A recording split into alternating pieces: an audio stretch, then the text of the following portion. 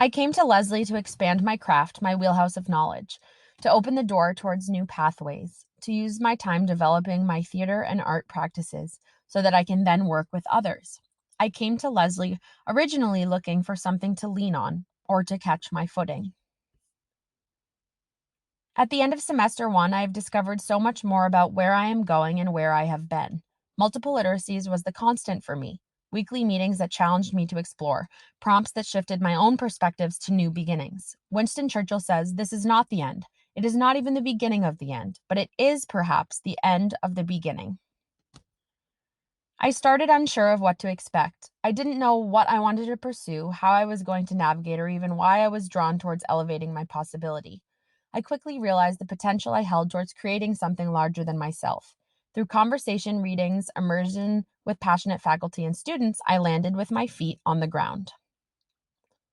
My project Stick With It began as a thought, small, somewhere in the back of my mind, gaining momentum as pieces that made sense fell into place. I looked at what was in front of me and ran from there. There was a need for giving voice to the unvoiced, for collaboration, for basic human connection, and for empathy.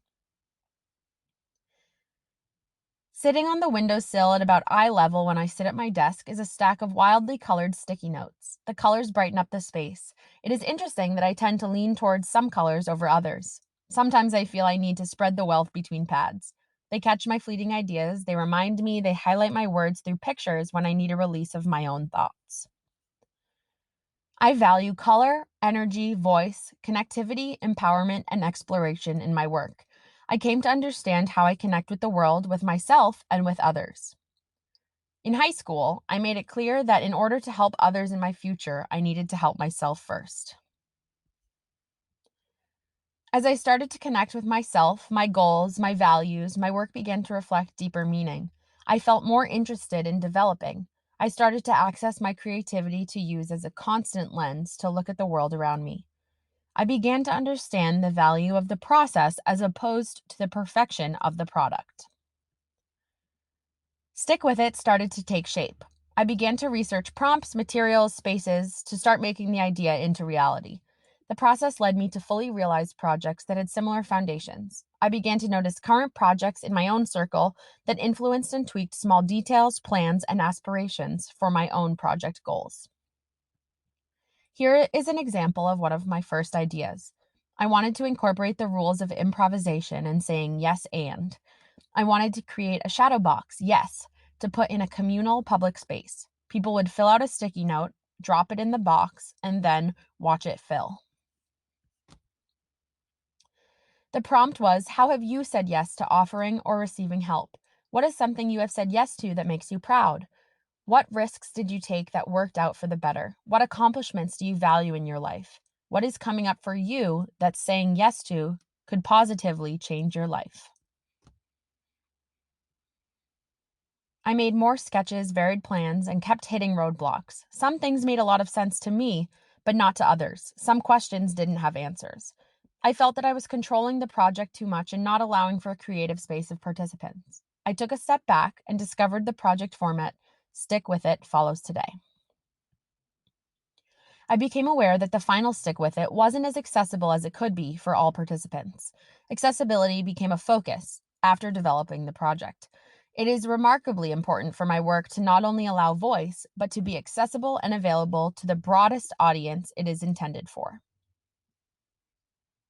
Technology came into the picture as a way of archiving response, displaying the piece and getting the message beyond the walls of the youth center where I planned it to take place. QR codes were added for accessibility, a time lapse camera captured the process, and videos of voluntary participants allowed deeper insight for the viewer. Connecting and collaborating with my classmates really gave me the extra push I needed. They brought a constructive eye that noticed things I didn't catch. They gave advice that made me consider new paths, new additions, subtractions. They were positive and constructive, honest and questioning. It was eye opening, and I am beyond thankful for their incredible input. As the project developed, so did my confidence to express what I wanted for myself from the process. My other classes this semester provided even more perspectives that overlapped with themes and Stick With It. I returned to the phrase, before I can help others, I need to help myself first. I discovered that as an artist, I need to include myself in the equation. My second class at Leslie, Transformational Leadership Through Drama, helped me expand Stick With It as a tool for accessing voice, creating a space where youth felt comfortable to use their voice and to tell their stories, to spark conversation and connection with others. I did a piece on giving voice to Olivia's mother.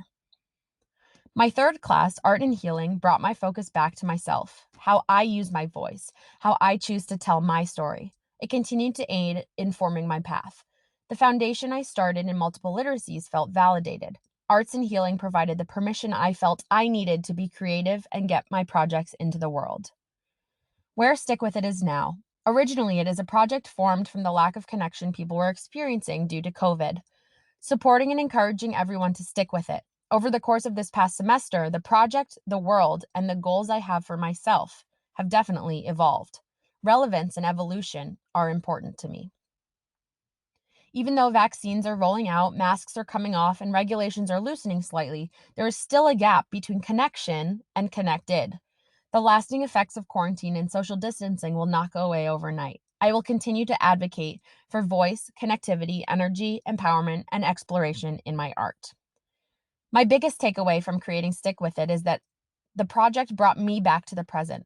I realized I needed to stick with it. In a way, it was an outward projection of what my heart needed when I thought of the original idea. Regardless if it comes to fruition or not, I feel healed in the process of creating. I hope from my own healing, others can feel welcomed, included, and inspired.